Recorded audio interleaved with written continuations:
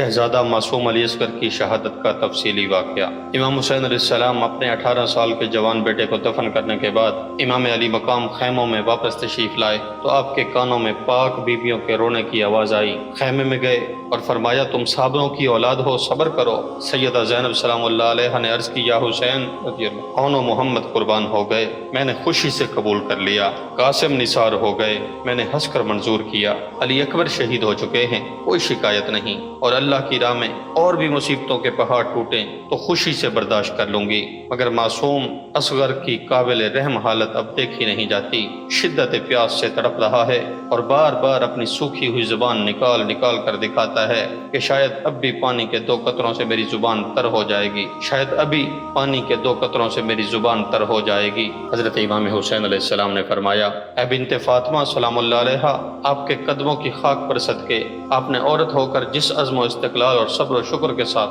تمام مصائب کا مقابلہ کیا اور مدینہ منورہ کی مقدس گلیوں سے لے کر میدان کربلا کی اس تپتی ہوئی ریت تک جس غم گساری اور وفاداری اور جس ثابت قدمی سے اپنے بھائی کا ساتھ دیا، قیامت تک کی مسلمان عورتیں آپ کے اس حوصلے پر فخر کرتی رہیں گی۔ حضرت زینب رضی اللہ تعالی عنہا ابھی کچھ اور کہنا ہی چاہتی تھی کہ حضرت بی بی شاہر بانو نے ہاتھ جوڑ کر کہا آقا حسین، مدینہ پاک سے لے کر میدان کربلا تک، فرعون محمد کی قربانی سے لے کر امام علی اکبر کی شہادت تک میں خاموش رہی ہوں اور اب تک نہ کوئی شکایت کی ہے نہ کوئی درخواست، شاید آئندہ بھی نہ کرتی، مگر دیکھو نا میرے لال کی آنکھیں پتھرا گئی ہیں، سر بھی ایک سائیڈ پہ ڈھل چکا ہے، تڑپ تڑپ کر دم توڑ رہا ہے۔ آقا آج 2 دن سے اس کے حلق میں دودھ کا ایک قطرہ بھی نہیں گیا، مامتا کی ماری اب مجبور ہو کر درخواست کرتی ہوں آپ میرے لال کو لے جاؤ، دشمنوں کو میرے بچے کی بےتابی اور بے کسی دکھاؤ اور کہو کہ ظالمو اگر قصور ہے تو ہمارا، مگر اس معصوم بچے کا کوئی قصور نہیں ہے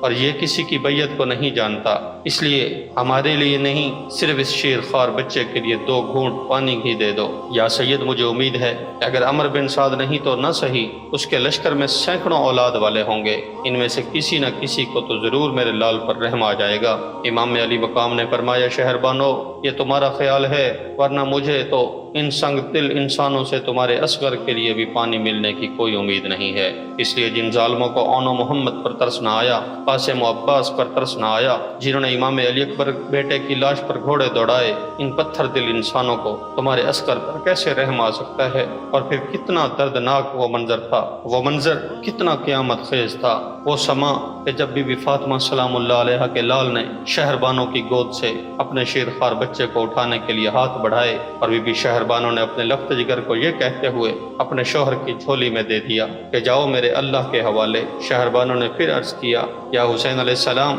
گرم لو کے تپیڑوں سے کہیں میرا پھول کملا نہ جائے، اس کو دامن میں چھپا کر سینے سے لگا لو۔ عمر بن سعد سے کہنا یہ تمہارے اس نبی صلی اللہ علیہ وسلم کا نواسہ ہے جس کا تم کلمہ پڑھتے ہو، پھر میرے بچے کو ان کے سامنے کر دینا، مجھے امید ہے میرے اصغر کو تڑپتا دیکھ کر کسی کو ضرور ترس آ جائے گا۔ شہزادہ دو عالم نے شیر خوار امام علی اصغر کو جھولی میں اٹھایا، دامن میں چھپایا، سینے سے لگا کر لشکر یزید کی طرف قدم بڑھایا۔ حضرت شہر بانو نے سیدہ زینب سلام اللہ علیہ سے کہا بہن دعا کیجئے عمر بن سعد کو میرے لال کی بے کسی اور معصومیت پر رحم آ جائے۔ سیدہ کے لال اپنے بچے کو دامن میں چھپا کر عمر بن سعد کے سامنے کھڑے ہو گئے۔ عمر بن سعد نے حضرت سیدنا امام حسین کو دامن میں کوئی چیز چھپا کر آتے دیکھا اور ساتھیوں سے کہا کہ معلوم ہوتا ہے حسین بن علی رضی اللہ تعالیٰ عنہ گھبرا گئے ہیں، صلح کے لیے قرآن اٹھا لائے ہیں، اور دیکھو اگر امام حسین علیہ السلام یزید کی بیعت پر صلح کریں تو ان کا خیر مقدم کرنا، اگر یزید کی بیعت کیے بغیر صلح کرنی چاہے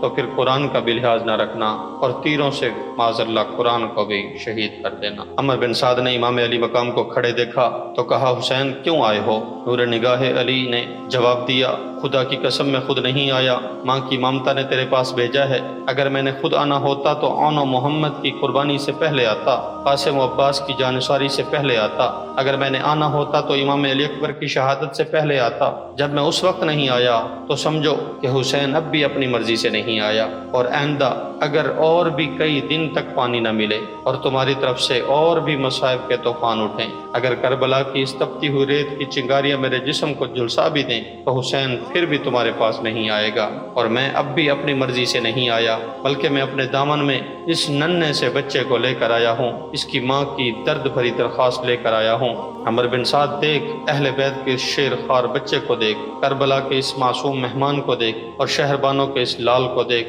جو شدت پیاس سے دم توڑ رہا ہے، جس کی آنکھیں پتھرا گئی ہیں، کی زبان منہ سے باہر آ گئی ہے، اور یہ معصوم ہے، یہ بچہ ہے، شیر خوار ہے، اور ابھی یہ یزید کی بیعت اور ابن زیاد کی اطاعت کو نہیں سمجھتا، ابھی اس کو کسی کی بغاوت کا کوئی پتہ نہیں ہے، اس لیے اس کا قصور نہیں ہے، اور اس لیے مجھے نہیں کہ میرے اس اصغر کے حلق میں زیادہ نہیں تو 2 ہی قطرے پانی کے ڈال دے، شہربانوں کے شیر خوار کو پانی کی 2 بوندیں دے دو، نہیں، اصغر کو نہیں، شہربانوں کے بچے کو بھی نہیں، اپنے نبی صلی اللہ علیہ وسلم کے نواسے کو پانی دے دو۔ تاریخ تیری اس رحم دلی پر فخر کرے گی، مسلمان تیرے اس ایثار کی قدر کریں گے، اور میرے نانا پاک کی امت قیامت تک تیری اس نیکی پر شاباش کہتی رہے گی۔ عمر بن سعد، یزید کی حکومت و سلطنت، ابن زیاد کی عیش و عشرت، تیری شان و شوکت تجھے مبارک، مگر دیکھ میرا اصغر میری جھولی میں کوفہ کے اس ریگستان میں چند ساعتوں کا مہمان ہے، دیکھ اس کے سانس کی کیفیت بھی بدل چکی ہے، اور دیکھ اس کا مٹکا بھی ڈھل چکا ہے،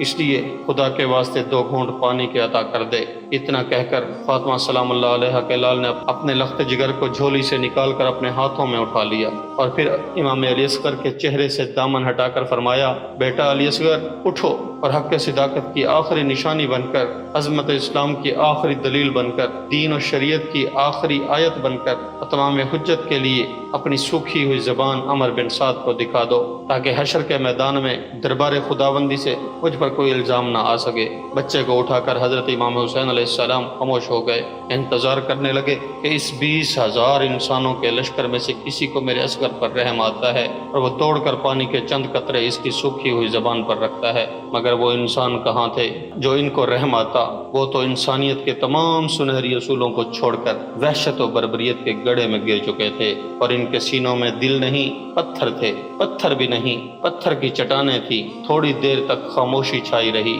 اور عمر بن سعد نے اس خاموشی کو توڑا اور کہا، حسین علیہ السلام، تیرے دادے اسماعیل علیہ السلام نے پیاس کی شدت سے تنگ آ کر ایڑیاں رگڑیں تو آب زمزم کا چشمہ جاری ہو گیا تھا۔ حسین علیہ السلام، تیرے نانے مصطفیٰ کی انگلیوں سے پانی کی نہریں جاری ہوئیں۔ حسین علیہ السلام، اپنے دادے سے پانی مانگ، اپنے نانے سے پانی مانگ۔ عمر بن سعد کی اس بے رحمانہ گفتگو سے سید کا خون جوش میں آ گیا اور فرمایا، عمر بن سعد، آسمان سے پانی کے پرنالے اب بھی بہہ سکتے ہیں، مگر ظالمو، آج خدا دیکھنا چاہتا ہے تمہارے جبر کی انتہا اور ہمارے صبر کی انتہا۔ عمر بن سعد نے پھر پکارا کہ حسین رضی اللہ تعالیٰ عنہ کا یہ بچہ بھی زندہ نہ جائے۔ یہ دل خراش آواز سن کر حضرت امام حسین کا کلیجہ تک تک کرنے لگا، اور جلدی جلدی اپنے بیٹے کو دامن میں چھپانے کی کوشش کر ہی رہے تھے کہ ظالم ہرمل کا تیر کربلا کے شیر خوار اصغر کے حلق سے پار ہو کر حضرت امام حسین علیہ السلام کے بازو میں جا لگا۔ پھر اس پیکر تسلیم و رضا نے اپنی آنکھوں کے سامنے اپنی جھولی میں اپنے معصوم بچے کو دم توڑتے دیکھا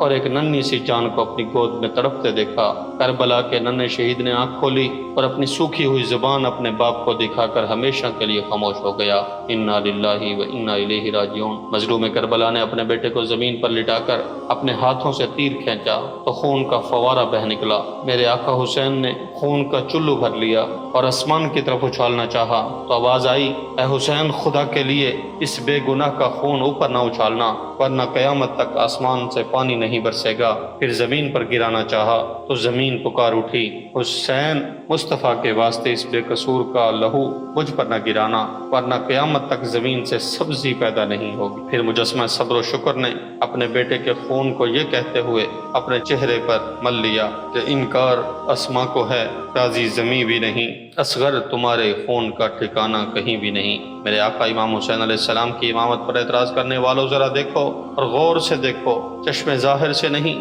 چشم باطن سے دیکھو۔ یہ کس کا لخت جگر تھا جو قربان ہو گیا؟ یہ کس خاندان کا چشم و چراغ تھا جو بجھ گیا؟ یہ کس باغ کا پھول تھا جو ٹوٹ گیا، جو بن کھلے مرجھا گیا؟ کس کی جھولی میں تڑپا؟ اس نے کس کی گود میں دم توڑا؟ اس نے کس کے دامن کو اپنے خون سے سرخ کیا؟ اسے کس جرم کی سزا ملی؟ اس کا قصور کیا یہ تھا کہ تمہاری نظر میں اگر یزید کی حکومت کا باغی تھا تو امام حسین علیہ السلام تھا، اگر مجرم تھا تو امام حسین تھا، مگر اس ننھے سے بچے کا تو کوئی قصور نہیں تھا۔ یہ تو یزید کی حکومت کا باغی نہ تھا، یہ تو ابھی کسی کی بغاوت یا اطاعت کو جانتا ہی نہ تھا۔ تو پھر مجھے بتاؤ، اس شیر خوار بچے کو 3 دن تک پیاسا رکھنے کے ساتھ باغ کی جھولی میں تیر مار کر حلال کر دینا، کیا یہ اس بات کا ثبوت نہیں ہے کہ جھگڑا بغاوت کا نہ تھا بلکہ بنی امیہ کی اہل بیت کے ساتھ دشمنی کا تھا؟ وہ کسی ہیلے بہانے سے آل مصطفیٰ کا نام و نشان تک مٹا دینا چاہتے تھے۔ حضرت ابراہیم علیہ السلام نے اپنے بیٹے کو قربان کرتے وقت اپنے آنکھوں پر پٹی باندھی تھی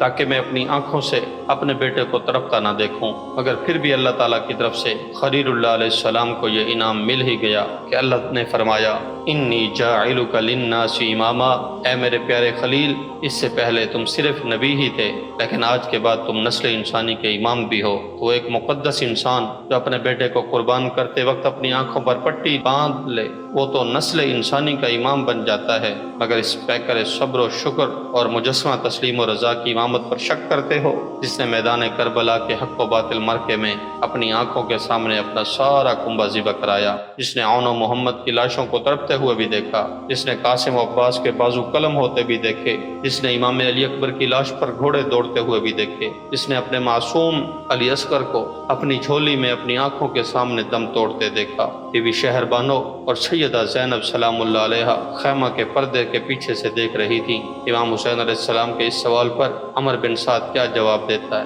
وہ اس امید میں تھی عمر بن سعد یا اس کے 20,000 لشکر میں سے ضرور کسی کے دل میں معصوم علی اصغر کی بے کسی پر رحم آ جائے گا اور حضرت امام حسین ہنستے ہوئے خیمے میں واپس آئیں گے، مگر ان پاک دامن بیویوں کی یہ امید بھی فوراً ٹوٹ گئی جب نور نگاہ علی اصغر کی لاش بی بی شہر بانو کی گود میں رکھ دی اور بہن زینب کو فرمایا لو تمہارا اصغر بھی آب کوثر سے سیراب ہو گیا۔ شہر بانو چلا اٹھی، آئی یہ کیا ہو گیا میرے لال کو، اور سیدہ زینب چکرا کر گر پڑی۔ شہر بانو اپنے بچے کی لاش سے لپٹ گئی، آئے میری عمر بھر کی کمائی کربلا کے میدان میں لٹ گئی، آئے میری گود خالی ہو گئی، مجھے علم نہ تھا ورنہ میں بھی اللہ نہ میں بھی اس کو نہ بھیجتی۔ اللہ اب میں بے اولاد ہو گئی ہوں، بیٹا اصغر مجھے چھوڑ کر کہاں جا رہے ہو؟ یہ خالی جھولا کون جھلائے گا؟ اے بیٹا اس جھولی میں اب کس کو سلاؤں گی اور یہ جھولا کس کو جھلاؤں گی؟ اچھا بیٹا جاؤ، میری گود کو چھوڑ کر دادی فاطمہ کی گود میں جاؤ، حسین علیہ السلام کے دامن سے نکل کر نانا مصطفیٰ کے دامن میں جاؤ۔ سیدہ زینب سلام اللہ علیہا کو ہوش آیا تو لاش کو سینے سے لگایا اور کہا میرے پیارے اصغر، میں تمہیں بھتیجا نہیں اپنا بیٹا سمجھتی تھی، عون و محمد سے بڑھ کر تم سے پیار کیا کرتی تھی، آئے افسوس کہ تم بھوکے پیاسے اس دنیا سے چلے گئے۔ تمہاری بہن صغرا نے مجھ سے پوچھا کہ اصغر کہاں ہے تو میں کیا جواب دوں گی؟ پھر دونوں نے اصغر کی لاش کو امام پاک کے حوالے کر دیا۔ راکب دوش مصطفیٰ صلی اللہ علیہ وسلم نے اپنے بیٹے کی ننھی سی لاش کو اپنے ہاتھوں میں اٹھایا اور اسے خون آلودہ دامن میں لپیٹ کر دفن کرنے کے لیے خیموں میں لے چلے۔ خیموں میں ایک قیامت برپا ہو گئی۔ جناب فاطمہ سلام اللہ علیہ کے لال نے چھوٹی سی قبر کھودی اور اپنے لال کو دفن کر دیا۔ ننھی سی قبر کھود کے اصغر کو گاڑ کر حسین اٹھ کھڑے ہوئے دامن کو جھاڑ کر پھر آسمان کی طرف نگاہ اٹھائی، آنکھوں سے آنسو ٹپک رہے تھے۔ عرض کی میرے مولا میری چھوٹی سی قربانی قبول فرما، آمین۔ یہ واقعہ خاک کربلا کتاب سے لیا گیا۔